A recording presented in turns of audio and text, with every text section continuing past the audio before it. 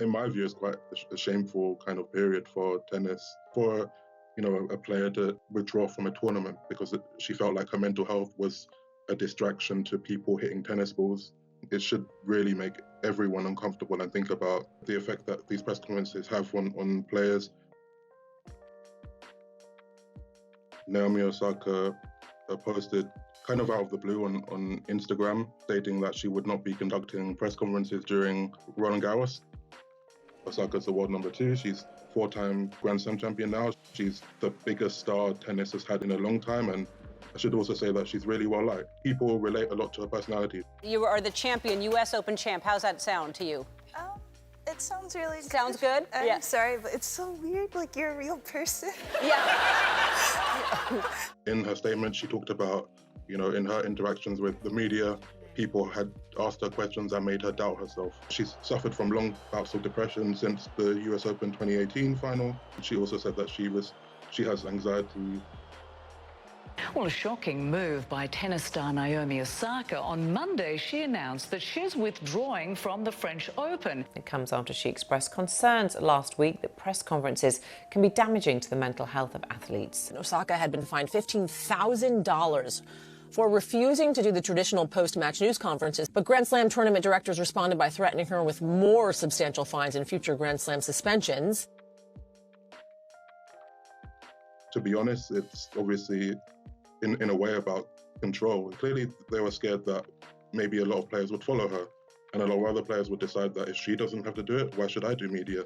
And then that would kind of change the entire system. But this was about Naomi and about her personal feelings, and I think there was kind of a failure to understand that it was probably best to just, let it play out and then speak to her when things were better. In my opinion, I think the reaction from the authorities was very heavy-handed, and it was more than it needed to be.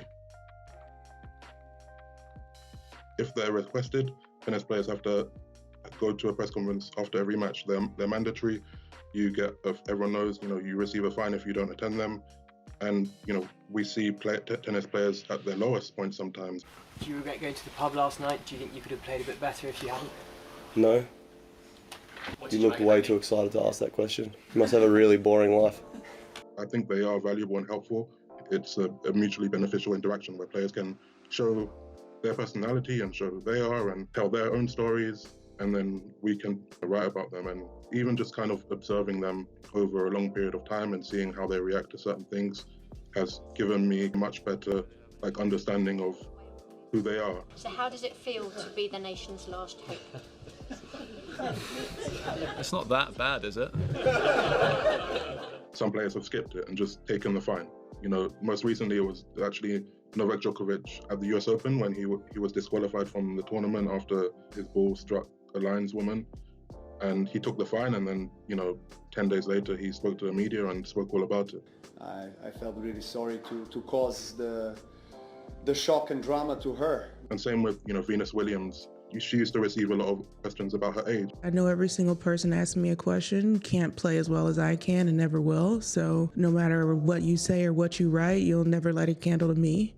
They reached a point where every other tournament, you just hear that she had received a fine and she wasn't coming to press. So it happens, and that's why I think Osaka thought at least I could just take the fine and then discuss it afterwards. For me, the big issue was the way it then escalated, and it probably didn't have to. The first question is, for me at least, is just her well-being, and I hope that she feels comfortable enough to come back to the tour as soon as she can. The only kind of outcome for tennis can be to be more compassionate to the player and to make sure that she is comfortable and that you don't see, again, a governing body trying to exert their power and it backfiring.